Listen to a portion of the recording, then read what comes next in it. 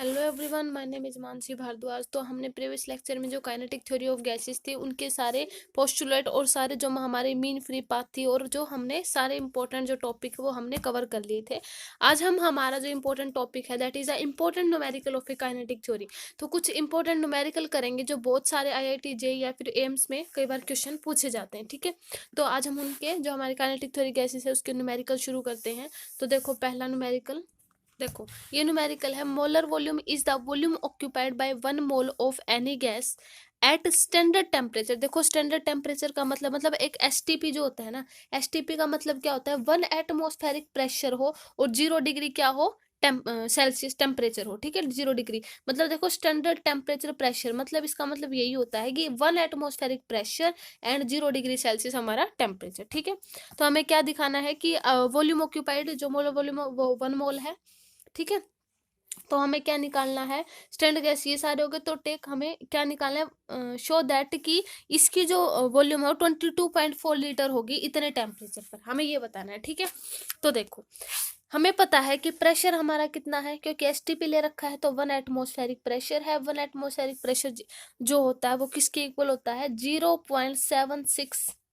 ठीक है, metre of Hg। हमेशा जो 1 एटमॉस्फेरिक प्रेशर होता है उसको हम ये लिखते हैं 0.76 मीटर ऑफ Hg। ठीक है, ये हो गया।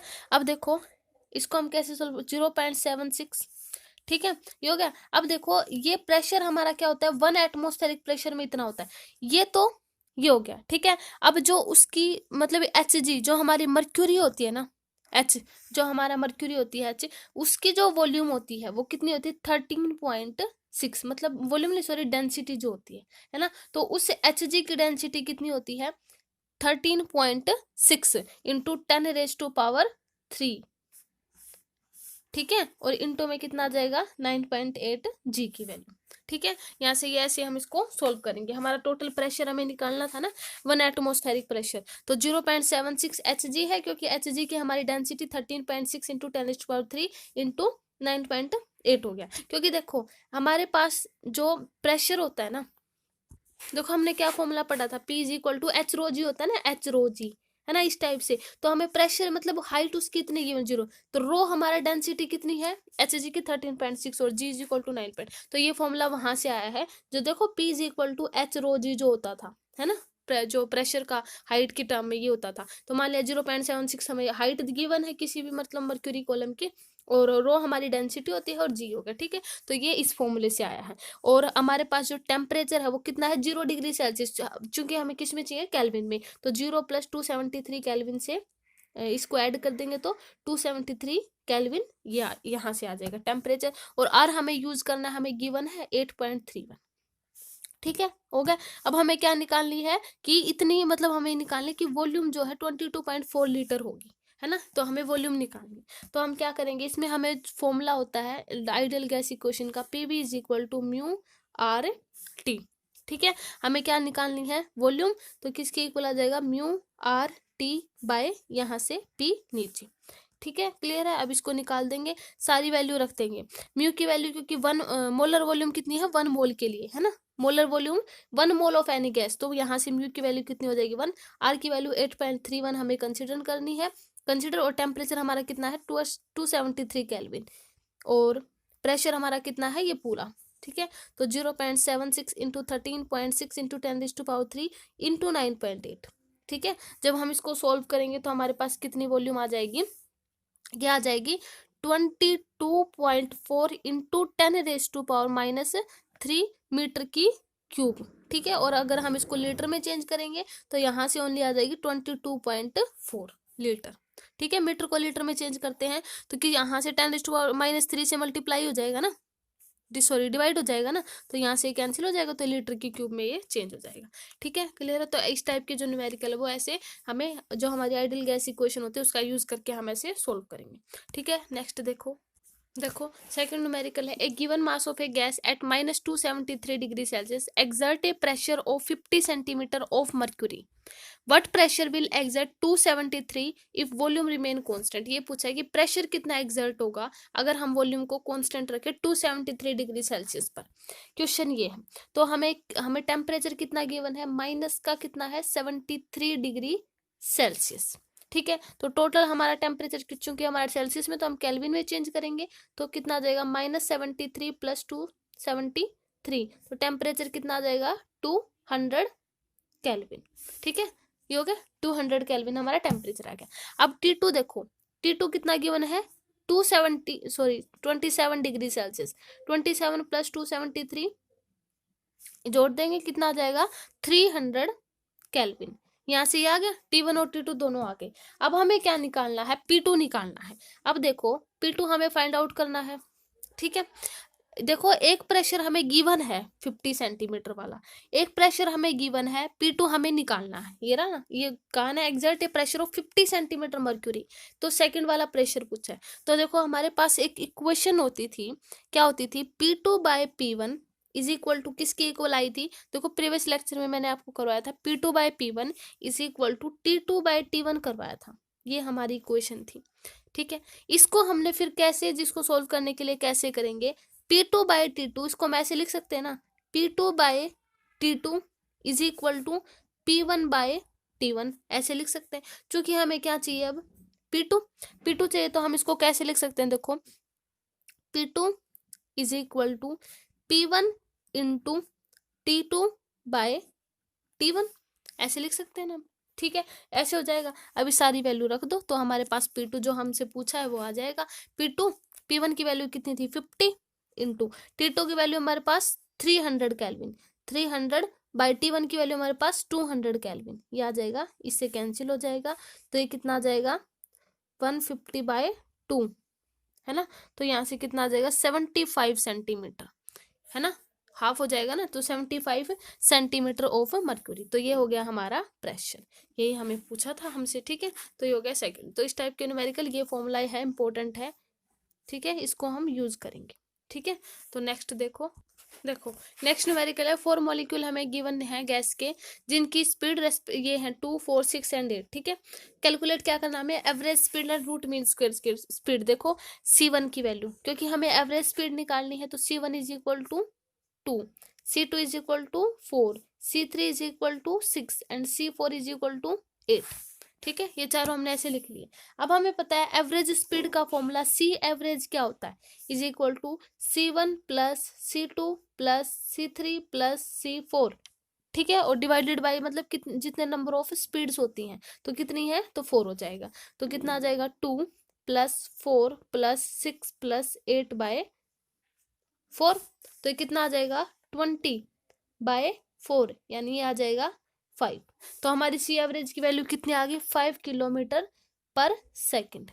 ठीक है, ये आ जाएगी हमारी C एवरेज। दूसरा हमें क्या निकालना है, speed and RMS speed. Root mean square speed क्या होता है, एवरेज का अंडर रूट। तो C RMS second part, C root mean square speed क्या होता है, जो हमारी एवरेज स्पीड होती है उसका रूट, ये आ जाएगा।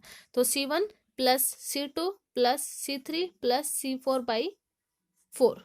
ठीक है, इसको डिवाइड कर देंगे, तो यहाँ से कितना आ जाएगा, यहाँ से ये हो जाएगा ना, तो C1, तो रूट मीन स्क्वायर स्पीड क्या होता है, C1 का स्क्वायर, सॉरी इसका स्क्वायर और अंडर रूट नहीं होता, C2 का स्क्वायर, C3 का स्क्वायर, C4 का स्क्वायर, ये होता है C एवरेज का फॉर्मूला। जो हमारी पास C एवरेज होती है उनकी स्पीड का स्क्वायर का रूट होता है ना, तभी तो रूट मीन स्क्वायर स्पीड होती है, तो उनका जो एवरेज स्पीड होती है उनके स्क्वायर का रूट होता है। तो ठीक है, तो यहाँ से अंडर रूट, यहाँ से क्या आ जाएगा 2 का स्क्वायर + 4 का स्क्वायर + 6 का स्क्वायर + 8 का स्क्वायर बाई कितना है 4। ठीक है, तो जब इसको सोल्व करेंगे तो यहाँ से इसका आंसर कितना आ जाएगा 5.48 किलोमीटर पर सेकंड। ठीक है, ये आ जाएगी हमारी C RMS मतलब रूट मीन स्क्वायर स्पीड। ठीक है, तो एवरेज ये होता है, और रूट मीन स्क्वायर स्पीड क्या होता है, उस एवरेज का स्क्वायर करके हम रूट लगा देते हैं। ठीक है, तो इस टाइप के ऐसे सोल्व होंगे। नेक्स्ट देखो नेक्स्ट ये है कि find temperature at which root mean square speed of gas is half of its value at 0 degree Celsius. मतलब उसका जो वो टेम्परेचर हमें फाइंड आउट करना है जहाँ पे रूट मीन स्क्वायर स्पीड की वैल्यू हाफ हो जाए। ठीक है, और प्रेशर क्या रहना चाहिए हमारा कांस्टेंट। अब देखो यहाँ से root mean square speed C1 is equal to C है। देखो बाद में कैसे आए, देखो यहाँ से C1 is equal to C है, C1 और C2 क्या हमारी मान लिया रूट मीन स्क्वायर स्पीड है। एक तो मान लिया, ये तो हमने मान लिया 0 डिग्री सेल्सियस पर, और C हमने मान लिया T डिग्री सेल्सियस पर, है ना, दोनों अलग अलग मान लिए। तो क्या होगा T1 हमारे पास कितना गिवन है 273, बिकॉज 0 डिग्री सेल्सियस को केल्विन में चेंज करेंगे तो 273 केल्विन आ जाएगा, है ना। ये हो गया। C2 देखो कितना गिवन है, स्क्वायर जो mean square speed gas half of it's the value of 0 degree Celsius, यानी ये देखो 0 डिग्री सेल्सियस पर जो रूट मीन स्क्वायर स्पीड हमारी कितनी थी C1, और T डिग्री सेल्सियस पर मान लिया वो हो गई C। अब देखो 0 डिग्री सेल्सियस पर जो रूट मीन स्क्वायर है वो हाफ हो जाती है एट T डिग्री सेल्सियस पर जाने के बाद, तो C2 is equal to half of, ये हो जाएगा, ठीक है C2। और T2 हमारे पास कितना गिवन है, सॉरी यहाँ से, और T2 कैसे, T1 तो ये हो गया, T2 कैसे निकालेंगे 273, क्योंकि T2 हमारे पास T डिग्री सेल्सियस पर है, तो T डिग्री ये आ जाएगा 273 plus T degree, sorry kelvin बनेगा, ये सेल्सियस नहीं ना, केल्विन हो जाएगा, ठीक है। यहाँ से समझ आया कैसे हो गया, क्योंकि हाफ गिवन है। अब देखो हमारे पास जो एक फॉर्मूला आया था प्रीवियस में, मैंने आपको करवाया था, जब C1/C2 is equal to under root T1/T2, ये फॉर्मूला था ना, ये फॉर्मूला इंपॉर्टेंट फॉर्मूला था ये। अब यहाँ से देखो C1 की वैल्यू कितनी है, यहाँ से C2 की वैल्यू कितनी है C/2, ठीक है। Under root T1/T2, under root T1 हमारे पास कितना गिवन है 273, और T2 कितना गिवन है 273 प्लस का T। क्लियर हुआ यहाँ से कैसे आएगी, समझ आ गया। तो यहाँ से क्या करेंगे 2, क्योंकि ऊपर जाएगा 2 is equal to 2 under root 273 by 273 plus का T। इसको क्या कर दे हम, रूट को हटाने के लिए दोनों तरफ मल्टीप्लाई कर देते हैं, ठीक है, मतलब स्क्वायरिंग कर देते हैं ना, मल्टीप्लाई स्क्वायरिंग, तो 273 बाय 273 प्लस का T। तो क्रॉस मल्टीप्लीकेशन जब इसको करेंगे तो देखो 4 इंटू 273 प्लस का 4T इज इक्वल टू 273, ठीक है। ये हुआ क्लियर कैसे आया, ये हो गया। अब इसको जब हम सॉल्व करेंगे तो कितना आ जाएगा, जब जैसे 40 निकालेंगे तो 40 निकालेंगे तो यहाँ से 273 ये हो जाएगा, और इसको मल्टीप्लाई करेंगे तो माइनस का 1092, यानी माइनस का 819, ठीक है, ये हो जाएगा, ये आ गया आंसर। ये किसके इक्वल आया हमारा, ये हो गया -819। अब 4T इज इक्वल, तो T इज इक्वल टू किसके इक्वल हो जाएगा -819/4, यानी माइनस का 204.75 डिग्री सेल्सियस, ठीक है। इतने टेम्परेचर पर जो हमारा, अगर हम वो प्रेशर को कांस्टेंट रखें तो इतने टेम्परेचर पर जो इसकी स्पीड है वो हाफ हो जाती है, ठीक है। यही हमसे क्वेश्चन में पूछा था कि कितने टेम्परेचर पर इसकी जो रूट मीन स्क्वायर स्पीड है वो हाफ हो जाती है, तो ये हो गया हमारा टेम्परेचर, ठीक है। तो नेक्स्ट करते हैं, देखो नेक्स्ट न्यूमेरिकल ये है कि kinetic energy of oxygen molecule eight 0 degree Celsius पर कितनी है 9.4 इंटू 10⁻21। कैलकुलेट, हमें क्या निकालना है एवोगैड्रो नंबर, जब जहाँ पे हमारे आर की वैल्यू ये गिवन है, ठीक है।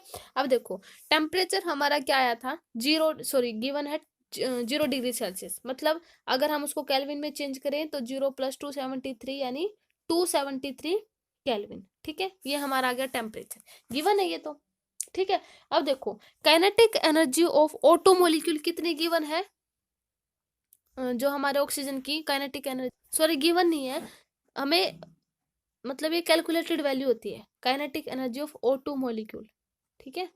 ये हमें मतलब ऐसे डायरेक्ट याद रखनी है, तो इसकी हमें कोई फॉर्मूला नहीं है मतलब निकालने का, ठीक है। तो इसे हमें डायरेक्ट हम इसकी वैल्यू क्या रखेंगे 5.64 डायरेक्ट याद रखेंगे, ठीक है, इंटू 10⁻⁻21, ठीक है, ये आ जाएगा जूल, ये हो गया।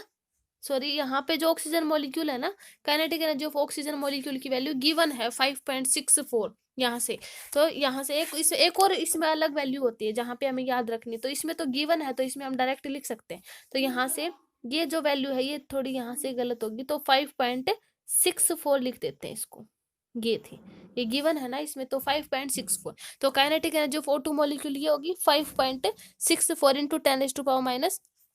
अब काइनेटिक एनर्जी हमें क्या निकालनी है, कैलकुलेट एवोगैड्रो नंबर, तो kinetic energy of oxygen molecule from जो हमारा law of equipartition of energy था उसका क्या फॉर्मूला आया था, ऑक्सीजन मॉलिक्यूल क्योंकि डायटोमिक गैसेज है तो डायटोमिक के लिए डिग्री ऑफ फ्रीडम 5 था, तो 1/2 KBT 1 था तो 5/2 किसके इक्वल आ जाएगा, मतलब डायटोमिक के लिए 5/2 आ जाएगा, और KBT को हम R/Na लिख रहे थे, तो इसका फॉर्मूला बना था 5/2 R/n, ठीक है, इंटू T, ये फॉर्मूला हो जाएगा। Kinetic energy of A oxygen molecule 5/2 R/n into T। तो काइनेटिक एनर्जी कितनी गिवन है यहाँ से, इसकी 5.64 इंटू 10⁻⁻21 इज इक्वल टू किसके इक्वल आया, 5/2, ठीक है, और R की वैल्यू कितनी गिवन है, 8.31, और N की वैल्यू हमें फाइंड आउट करनी है, एवोगैड्रो नंबर, और टेम्परेचर हमारे पास कितना है 273 केल्विन, ठीक है। तो जब इसको हम सोल्व करेंगे, तो इसको अगर हम सोल्व करेंगे, जैसे Na निकालेंगे तो Na को यहाँ से क्लियर करके Na को, तो ये यहाँ से नीचे आ जाएगा, है ना। तो 5/2 इंटू 5.64 हो जाएगा, 5.64 इंटू 10⁻⁻ कितना आएगा, -21, ठीक है। और इधर जैसे ये ऊपर गया तो ये इंटू 8.31 इंटू 273, ठीक है। तो जब आपने सोल्व किया इसको, तो इसका क्या आंसर आएगा, 6.033 इंटू 10⁻23, ठीक है। तो इस टाइप के जो न्यूमेरिकल है, मतलब जैसे हमें ये जो चीज निकाली थी ना, ये हमने कैसे निकाली थी, law of equipartition of energy, तो ये फॉर्मूला होता है, ठीक है, काइनेटिक एनर्जी निकालने का, ठीक है। तो नेक्स्ट देखो, ये हमारा आज का लास्ट न्यूमेरिकल है और बहुत ही इंपॉर्टेंट है, ठीक है।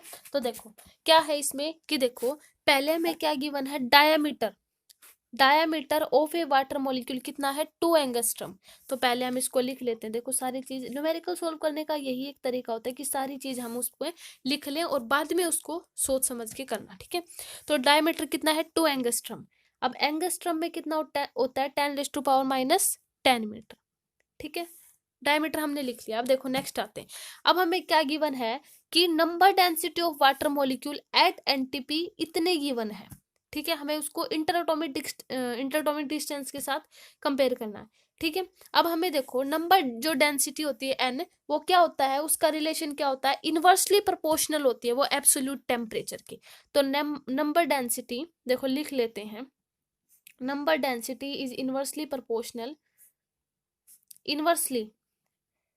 proportional to the absolute temperature, inversely proportional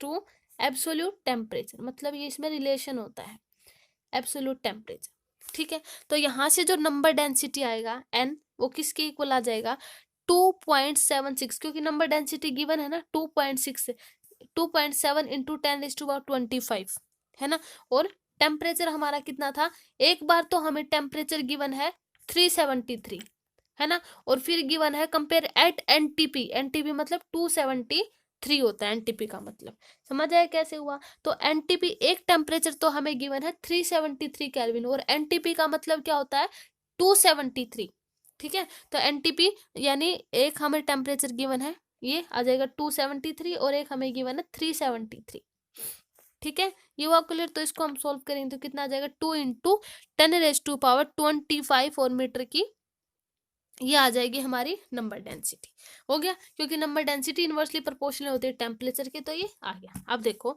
हमें क्या है, मीन फ्री पाथ सोल्व करना है। मतलब मीन फ्री पाथ हमने प्रीवियस लेक्चर में मीन फ्री पाथ का फॉर्मूला करवाया था ना, 1/√2 पाई एन डी स्क्वायर, ये फॉर्मूला था मीन फ्री पाथ का। सारी वैल्यू रख दे, 1/√2, ठीक है, और पाई 22/7 इंटू एन की वैल्यू कितनी आई थी, 2 इंटू 10⁻25। सब में रूट नहीं था, सिर्फ √2 था, सब में रूट नहीं लगाया मैंने, सिर्फ √2 था, ठीक है। 22 इंटू 10⁻25 हो गया ये, और इंटू में सारी चीजें हो गई, √2 पाई की वैल्यू एन ये हो गया, और डी हमारा जो डिस्टेंस था मतलब जो डायमीटर गिवन है वो ये रहा। तो 2 इंटू 10⁻⁻10 का स्क्वायर, ये आ जाएगा डी स्क्वायर, क्योंकि ये भी तो हमें लिखना है, ठीक है। क्लियर हुआ इतना। अब देखो जब हमने इसको सोल्व किया तो लैम्बडा की वैल्यू कितनी आ जाएगी, 2.81 इंटू 10⁻7 मीटर, हो गया ये। अब इंटरएटॉमिक डिस्टेंस जो होती है उनमें एक रिलेशन होता है इंटरएटॉमिक और जो हमारी ये मीन फ्री पाथ थी, इंटरएटॉमिक डिस्टेंस जिसको हम आर से डिनोट करते हैं, उसमें एक रिलेशन होता है। जैसे एक्स हमें कितना गिवन है, ये कहा था कि विद वाटर एट 40 एंगस्ट्रम, ये कहा है ना कि इंटरएटॉमिक डिस्टेंस फॉर वाटर 40 एंगस्ट्रम। तो एक्स की वैल्यू कितना गिवन है, देखो इन्होंने एक्स से डिनोट कर दिया, तो आर से डिनोट करते हैं वैसे, लेकिन उन्होंने एक्स से डिनोट किया, ठीक है, हमारी जो बुक्स में। तो लैम्बडा इज इक्वल टू कितना है, 40 एंगस्ट्रम, तो 40 इंटू 10⁻⁻10 मीटर, ठीक है। और लैम्बडा बाई एक्स करेंगे क्योंकि हमें क्या निकालना है, उनके बीच का मतलब उनमें डिफरेंस निकालना है। तो लैम्बडा बाई एक्स, लैम्बडा कितना था 2.81 इंटू 10⁻⁻7, और एक्स की वैल्यू कितनी आई थी 40 इंटू 10⁻⁻7, यानी 710, ठीक है। तो नियरली कितना आ जाएगा ये 70, ठीक है। तो इसका मतलब क्या हुआ कि जो मीन फ्री पाथ वो है, वो 70 टाइम्स जो है इंटरटॉमिक डिस्टेंस के 70 टाइम्स, क्योंकि lambda is equal to 70x आएगी ना, तो जो हमारी ये होना है मीन फ्री पाथ, ये 70 मतलब 70x टाइम्स जो है इससे ज्यादा है। इट इज द, वो क्या है, लार्ज वैल्यू है mean free path leads a typical gases behaviour, मतलब आज मीन फ्री पाथ की वैल्यू गैसेज की मतलब ज्यादा आ गई ना, तो ये क्या करेगी, टिपिकल गैसेज का बिहेवियर टिपिकल करेगी, ठीक है। तो यहाँ से हमारे जो इंपॉर्टेंट न्यूमेरिकल वो पूरे होते हैं। तो हमारी जो काइनेटिक थ्योरी ऑफ गैसेस की जो हमारी यूनिट्स थी ये पूरी होती है। तो नेक्स्ट यूनिट हम शुरू करेंगे, that is the oscillations and wave, that is हमारी जो हमारी बुक्स है उसकी फाइनल यूनिट है, ठीक है। वो वहाँ पे हमारी 11th क्लास की जो बुक है वो कंप्लीट हो जाएगी। तो नेक्स्ट हम करेंगे ओसिलेशंस एंड वेव। तो जो हमारी काइनेटिक थ्योरी इतनी ही थी। Okay, thank you.